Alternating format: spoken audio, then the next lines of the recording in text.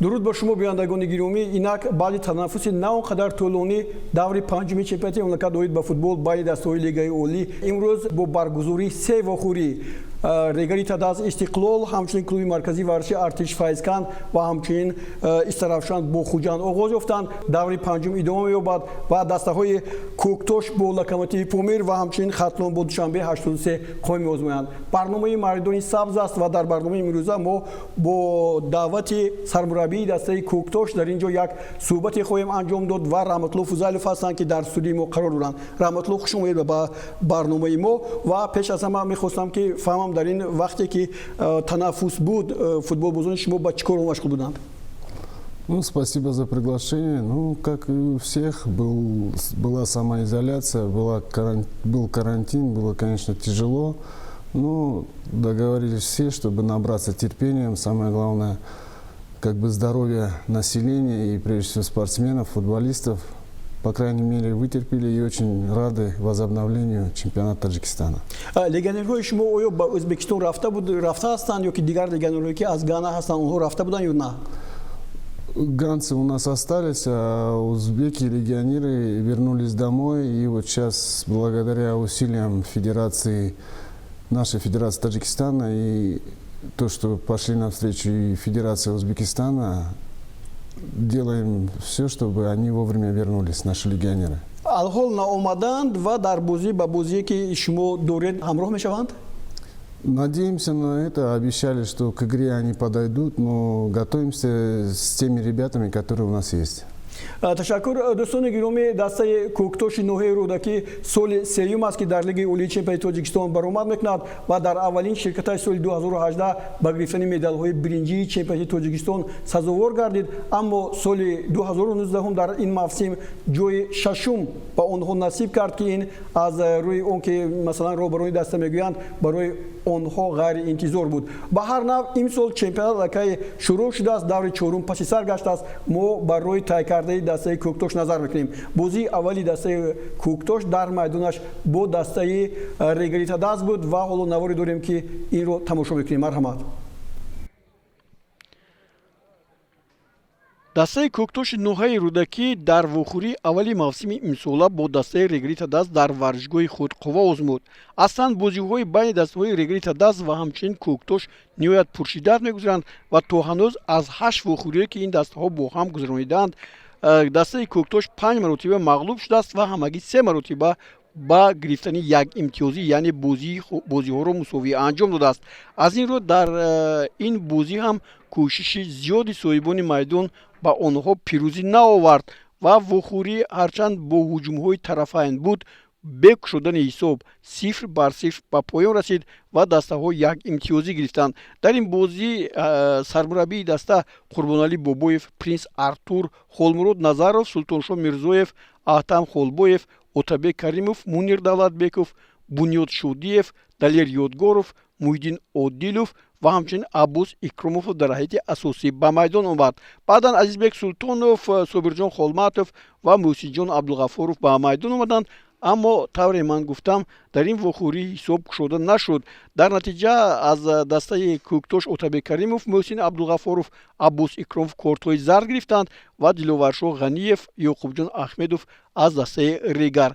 ин як голе ки зада шуда буд, ҳоло бори дигар такрор мебинем, ба гӯем инобат гирифта нашуд, зеро ки дар ҳолати ғайрибозӣ маҳз алишер холмуродов қарор дошт. баъдан футболбозони дастаи регарита даст дар қисми дуввум беҳтар бозӣ карданд, вале қурбоналӣ бобоев дарвозабони дастаи кӯктош бисёр ҳам маҳорати хуб нишон дод ва соҳибони майдонро аз голҳои аниқу нишонрас дар канор гузошт. ҳоло боз соҳибони майдон ҳам ба пеш меомаданд. беҳрӯз хайриев ки имсол шарафи дастаи регарро ҳимоя мекунад, ӯ ҳам дар ин маврид хеле хуб бозӣ кард, ҳоло ки беҳрӯз хайриев пештар дар дастаи кӯктош ҳам бозӣ карда буд.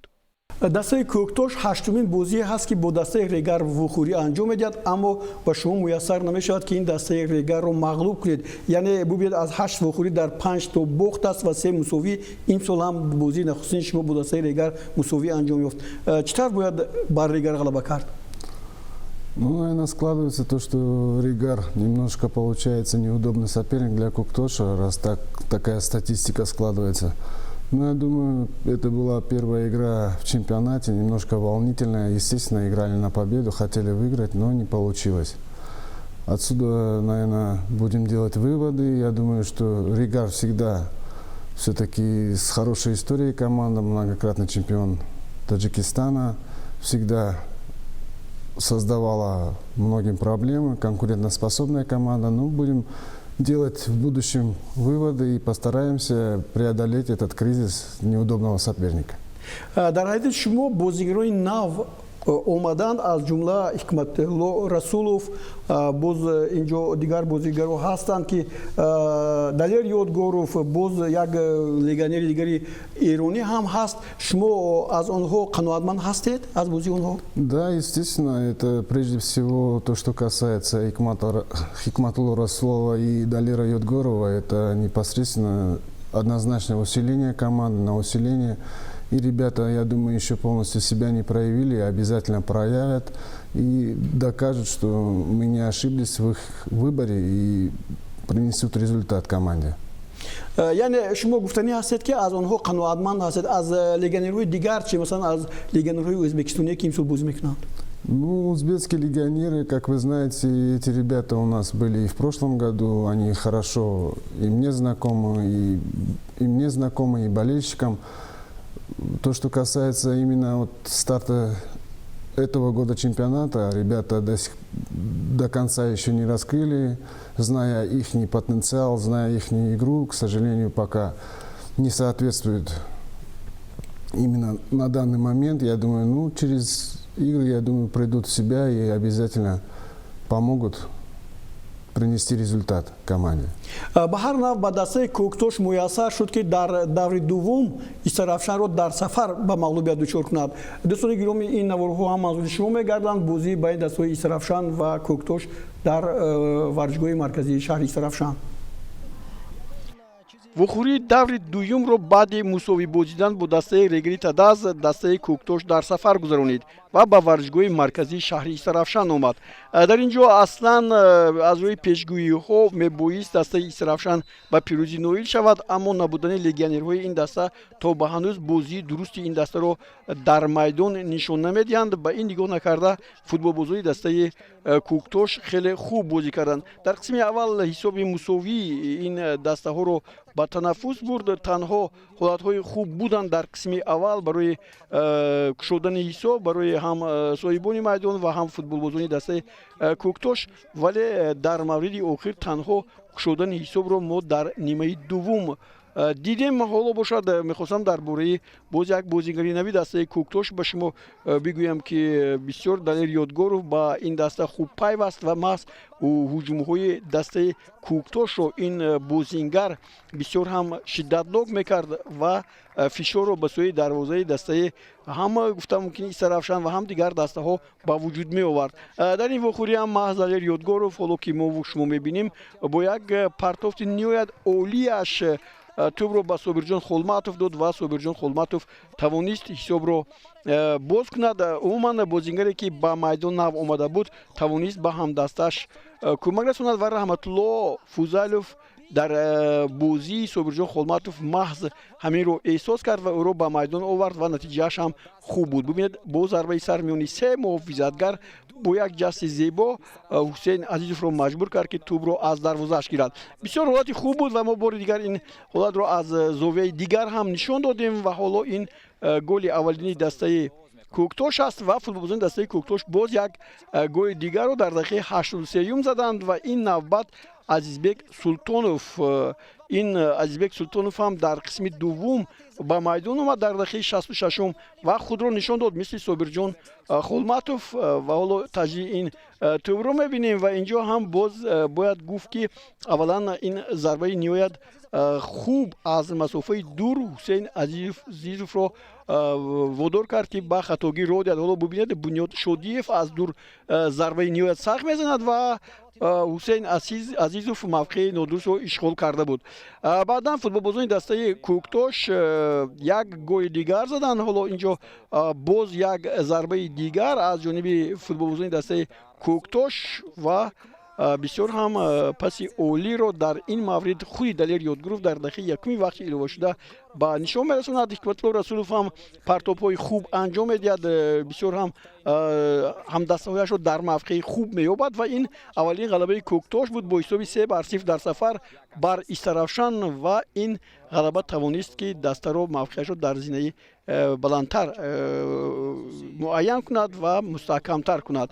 Умуман голҳои зебо буданд дар ин давр. дар бозӣ бо дастаи Истаравшан тавре мо пай бурдем он ду таъвиз ё худ ивазкуние ки масалан баъди ба майдон омадани Собирҷон Холматов ва ҳамчунин Азизбек Султонов онҳо ду тӯб заданд. Ин як шакле ки шумо масалан барои пурзур кардани бозигарон маҳз инҳоро дар қисми дуюм мебуред ба майдон? Ну, в принципе, перед игрой всегда планируется, анализируется, кого непосредственно выводить на поле и в какое время. А здесь то, что в Истравшане, сами мы знаем, что на выезде в Истравшане всегда тяжело играть. Ну, прежде всего, ездили, конечно, играть. И каждую игру выходим за победой, на победу. Ну, а здесь, наверное, так удачно все получилось, сложилось, что удачно угадали заменами. Именно вышедшие игроки из замены принесли команде результат.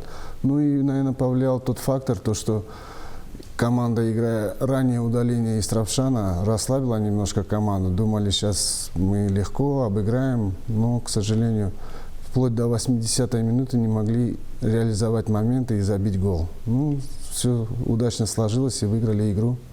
имрӯз кадом хати дастаи Кӯктош ба назари шумо боз барои пурқувват карданаш кӯшиш кардан дар кур аст? Масалан, хати муҳофизат, хати миёна ё худ ҳуҷум? Ну, наверное, для тренера почти в каждой позиции было бы очень приятно хорошего квалифицированного игрока на каждую позицию приобрести и быть. И была бы, чтобы конкуренция и на усиление команды. ҳозир кадом хати масалан дастаи Кӯктош ба назари шумо заифтар метувад? Ну, так как вот по прошествии 4 матчей, к сожалению, особенно последняя игра показала, что у нас большие проблемы в обороне. Из-за этого будем думать, и исправлять, изменять и, надеюсь, приобретать на усиление, чтобы в обороне был порядок. аммо бозии шумо бо дастаи хуҷанд яке аз дастаҳое ки масалан дар чемпионати имсола ҳам аслан барои медалҳои ё тилло ё нуқра мубориза мебарад, бисёр ҳам хуб буд. Дар ин бора шумо фикрро дастгирӣ карда метавонед? Ну, к сожалению, да, с Хаджентом мы, естественно, настраивались. Хаджент все-таки как бы вторая команда у нас в чемпионате, играет в АФК, укомплектована достаточно с квалифицированными игроками, но играли очень достаточно. Настраивались на победу, но получилось очень разные два тайма. В первом тайме было меньше претензий, выигрывали 1-0, к сожалению, вышли второй тайм на удержание счета, сыграли, пропустили гол, даже могли и проиграть, но сыграли в ничью. хуб ин бозиро мо дар ихтиёр дорем. ҳоло аз коргардон хоҳиш мекунам ки ин наворҳои бозии байни дастаҳои Кӯктош ва Истиқлолро манзури бинандагон гардонанд ва баъдан суҳбатамонро идома медиҳем. вухӯрии байни дастаҳои Кӯктош ва Хуҷанд маҳз дар варзишгоҳи марказии ҷумҳуриявии шаҳри Душанбе баргузор гардид ва дар доираи даври сеюми мусобиқоти қаҳрамонии Тоҷикистон дар мавсими имсола буд. Дар мадори бозиҳо Кӯктош ки соли сеюм дар лигаи олии чемпионати мамлакат баромад мекунад, алҳол дар муқобили дастаи Хуҷанд ҳам ба муваффақият ноил нашудааст. Ҳарчанд дар ин вухӯрӣ футболбозони ин даста бисёр олӣ бозӣ карданд ва дар дақиқаи 41 Ҳикматулло Расулов бо зарбаи ниҳоят олӣ баъди бозигузорӣ аз зарбаи кунҷӣ тӯбро вориди дарвоза кард. Ин аввалин тӯби маҳз ин бозингар дар мадори ин бозиҳо ҳаст, чунки пеш аз ин дар ҳайати дастаҳои дигар бозӣ карда буд маҳз Ҳикматулло Расулов ва ин голи аввалинаш дар ҳайати Кӯктош мебошад ва яке аз бозигарони хуб ҳам ба шумор меравад. Аммо футболбозони дастаи хуҷанд дар дақиқаи 52 баъди қисми аввал бо зарбаи Фатҳуллоҳ ҳисобро баробар карданд.